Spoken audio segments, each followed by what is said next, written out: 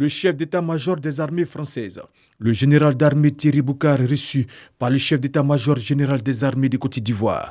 L'objectif est de conforter la relation partenariale entre la Côte d'Ivoire et la France dans le domaine militaire et la prise en compte commune des défis sécuritaires. On est aujourd'hui engagés ensemble dans la lutte contre le terrorisme et donc naturellement pour moi il était important de venir faire un point ici sur notre partenariat et la manière dont on pouvait encore continuer à progresser. Après l'état-major général des armées, le général d'armée Thierry Boucard s'est rendu dans l'après-midi à l'Académie internationale de lutte contre le terrorisme basée à Jacquesville.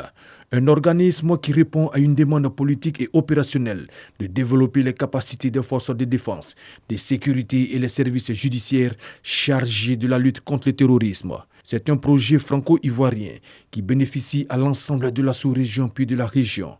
Incarnation concrète des ambitions internationales sur la prévention du terrorisme, l'Académie internationale de lutte contre le terrorisme a la volonté de fédérer les capacités de tous pour une réponse globale au terrorisme. Elle repose sur 3 piliers essentiels: une école de formation des cadres, un centre d'entraînement pour les forces spéciales et les unités d'intervention spécialisées et un institut de recherche stratégique. La deuxième journée de sa visite officielle a conduit à l'école militaire préparatoire technique de Bingerville, EMPT. Accompagné de son homologue ivoirien, le général de corps d'armée Lassina Doumbia, il a rendu hommage au corps enseignant, puis a échangé avec des élèves. Et qu'est-ce que tu veux faire après ton bac? Je veux être officier. Tu veux être officier? Oui, officier. D'accord. Officier de l'armée de Côte d'Ivoire. Donc tu veux te préparer à ça? Oui, je suis préparé à ça, D'accord. notamment. Une école qui, selon lui, donne la chance à tout le monde. C'est le mérite de chacun qui permet de progresser et c'est très bien que ça soit comme ça. Et c'est le système qui est le meilleur pour donner à chacun sa chance. Le chef d'état-major français, le général d'armée Thierry Boucard, avant de regagner la France, a fait une inspection des forces françaises en Côte d'Ivoire, basées à Port-Boué.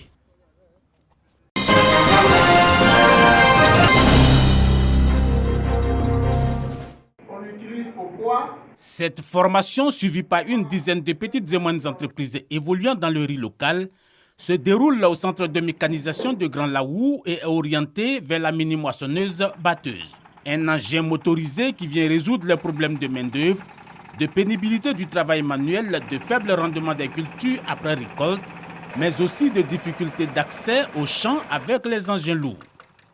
À part la mini-moissonneuse que nous avons appris à entretenir, à conduire et aussi à exploiter, parce qu'on a récolté du riz avec la moissonneuse, nous avons aussi appris à entretenir d'autres moteurs. Avec un taux de perte totale inférieur à 3%, ainsi qu'un ratio des impuretés inférieur à 10%, cette machine facilite le travail par 3 opérations distinctes: la coupe, le battage, puis le vannage. Plus qu'avoir une machine, il est bon pour le producteur de pouvoir bénéficier d'un service au moment où il a besoin de conduire ses travaux. Donc quand il doit préparer son terrain, il faut qu'il ait de quoi préparer son terrain, qu'il le fasse à travers un spécialiste. C'est idéalement ce que nous recherchons. Le Japon, qui place beaucoup d'espoir dans la mécanisation de la riziculture, entend poursuivre sa coopération avec la Côte d'Ivoire. Nous sommes focalisés sur la production de riz pour que la population puisse bénéficier du riz de bonne qualité tout le temps. Donc ce qui est important, c'est d'avoir des semences de bonne qualité et aussi une bonne irrigation. Mais l'aspect principal, c'est la mécanisation et c'est cet aspect qui nous réunit ici aujourd'hui au niveau de la conduite de la mini-moissonneuse batteuse.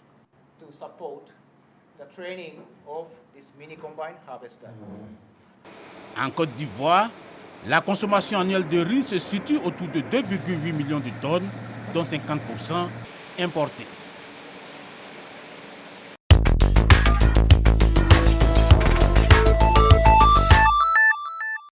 Une trentaine de djihadistes ont été tués début février dans le Litako malien par le groupement Tabouka et les forces armées maliennes. La force d'intervention Tabouka, née en 2020 à l'initiative de Paris, implique une dizaine de pays européens dans la lutte contre les djihadistes dans la région. Emmanuel Macron a rencontré les dirigeants allemands et polonais à Berlin au lendemain de son tête-à-tête avec Poutine. Le président français se dit optimiste quant à une désescalade dans la crise ukrainienne. La France, l'Allemagne et la Pologne ont affiché leur volonté commune de trouver des solutions concrètes. Le chef de la diplomatie américaine, Anthony Blinken, est arrivé mercredi en Australie pour rencontrer ses alliés dans la région Asie-Pacifique en vue de consolider leur partenariat face à la montée en puissance de la Chine.